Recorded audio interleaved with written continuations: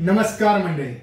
सन 1920 Swedish वास्तुकार doctor Johan Excel यांनी एक अशा ब्लॉकचा शोध लावला जो की आकाराने प्रचंड मोठा परंतु वजनाने तितकाच हलका. हो, आपण चर्चा करतोय एएसी ब्लॉक संदर्भात. एएसी अर्थात ऑटोक्लेव्ड एरेटेड कॉन्क्रीट ब्लॉक. नाव काही असलं तरी आपलं मुख्य टार्गेट आहे की हे जे एएसी ब्लॉक आहे त्याचा आपल्याला काय फायदा आहे, याचे काय तोटे आहेत, एसी ब्लॉकचं बांधकाम करत असताना कोणत्या प्रिकॉशन घेतल्या पाहिजेत, कोणकोणत्या साईज मध्ये एसी ब्लॉक अवेलेबल आहे आणि त्यांची प्राइस रेंज, हे संपूर्ण आपण या व्हिडिओमध्ये पाहणार आहोत. Fly ash, cement, gypsum, aluminium powder आणि पाणी यांचं मिश्रण या ठिकाणी तयार केलं जातं. वेगवेगळ्या आकाराच्या साच्यामध्ये हे मिश्रण टाकून ऑटोक्लेव्ह अर्थात उच्च तापमानाखाली हे मिश्रण सुकवले जाते आणि फायनली आपणास एएसी ब्लॉक त्या ठिकाणी मिळत असतो. जी ॲल्युमिनियम पावडर आहे ती इतर मटेरियल बरोबर रिएक्शन करून एअर क्रिएट करत असते. त्यामुळे आपण जी एएसी ब्लॉक बघतो त्यामध्ये एअर ब्लॉक हे या रिएक्शनमुळे तयार झालेले असतात. असे हे एएसी ब्लॉक. एएसी ब्लॉक हे वेगवेगळ्या साईज मध्ये अवेलेबल आहे. बरेचसे साईज आहेत परंतु मेनली जे आपण रेग्युलर यूज करतो त्यामध्ये जी ब्लॉकची लांबी आहे ती 2 फूट असते फिक्स आणि उंची 8 इंच. रुंदी या ठिकाणी चेंज होत असते, जसे की 4 इंची असेल, 6 इंची असेल आणि 9 इंची. हे नॉर्मली यूज होणाऱ्या साईज आहेत. प्राइस रेंजचा जर आपण विचार केला तर 4 इंच बाय 8 इंच बाय 24 इंचची वीट किंवा हा जो ब्लॉक आहे तो आपणास साधारणतः 60 ते 65 रुपयेपर्यंत पडत असतो. जो 6 इंची ब्लॉक आहे तो साधारणतः 65 ते 75 रुपयाच्या दरम्यान आपणास मार्केटमध्ये मिळतो आणि जो 9 इंची ब्लॉक आहे तो 90 रुपयापासून 110 रुपयेपर्यंत अवेलेबल आहे. अशी ही एसी ब्लॉकची प्राइस रेंज आहे. आपल्या व्हिडिओचा मुख्य विषय म्हणजे एसी ब्लॉकचा आपणास काय फायदा किंवा याचे तोटे काय आहेत, एसी ब्लॉकचं बांधकाम करताना कोणत्या प्रिकॉशन घेतल्या पाहिजेत हे आपण या ठिकाणी आता पाहतोय. थोडा वेळ भेटलाय तरी करा, आपल्या चॅनलला जाऊन सबस्क्राईब करा आणि जमलं तर आपल्या मित्रांमध्ये हा व्हिडिओ शेअर करा.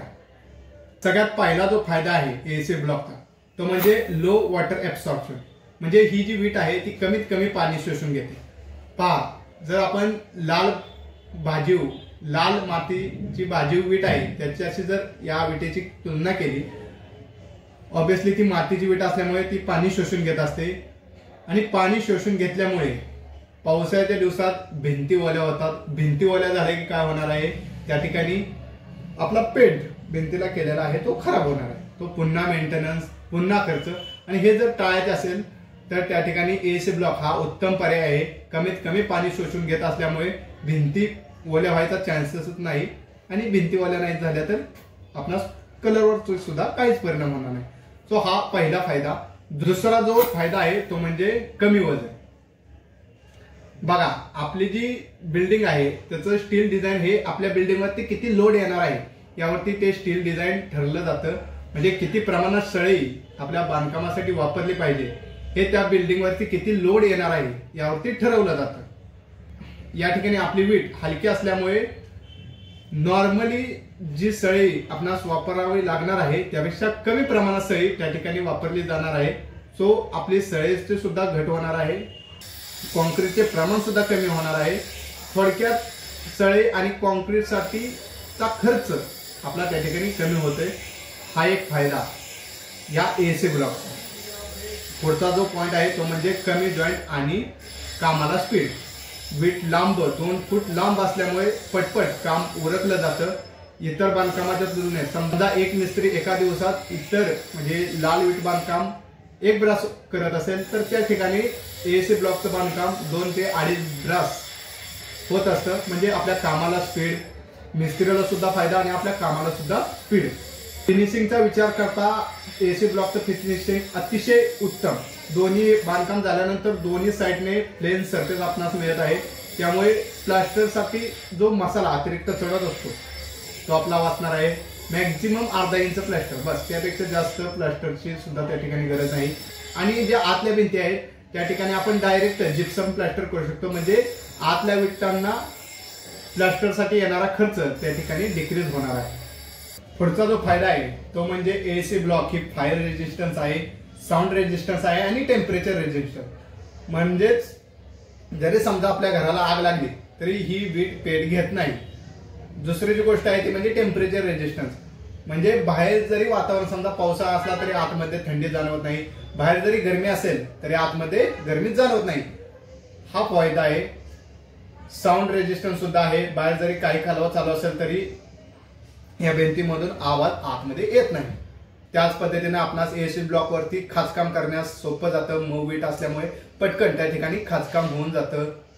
ही वीट आहे ही इको फ्रेंडली आहे. इको फ्रेंडली का यावरती एक वेगळा व्हिडिओ आपण घेऊन येणार आहोत. असे हे एसी ब्लॉकचे फायदे.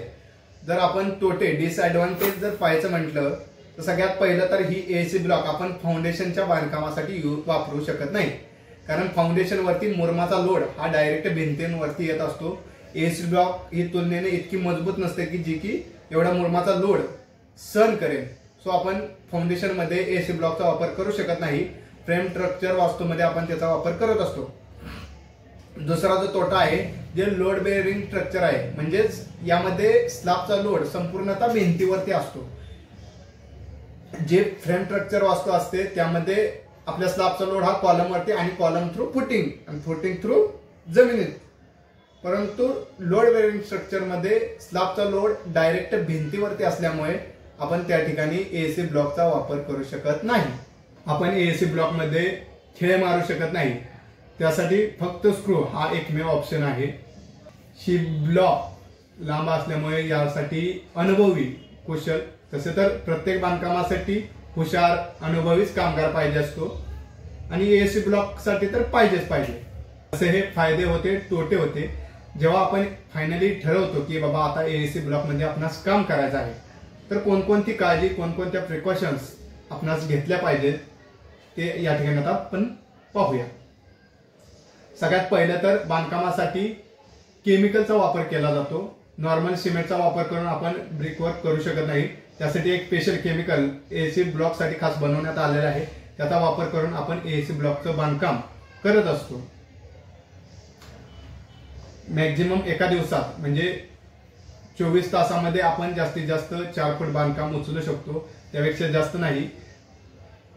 4 फूट बांधकाम झाल्याच्या नंतर त्या ठिकाणी सील बँड प्रोव्हाइड करणं. जसं की आपण 4 इंची बांधकामाला सील बँड प्रोव्हाइड करत असतो अगदी तसं या ठिकाणी सुद्धा सील बँड प्रोव्हाइड केला पाहिजे.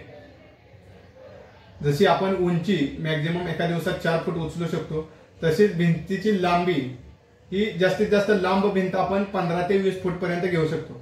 त्यापेक्षा जर लांब भिंत असेल तर त्या ठिकाणी मध्ये मध्ये साधारणतः 10-15 फूट अंतरावरती पिलर आपण प्रोव्हाइड केले पाहिजेत.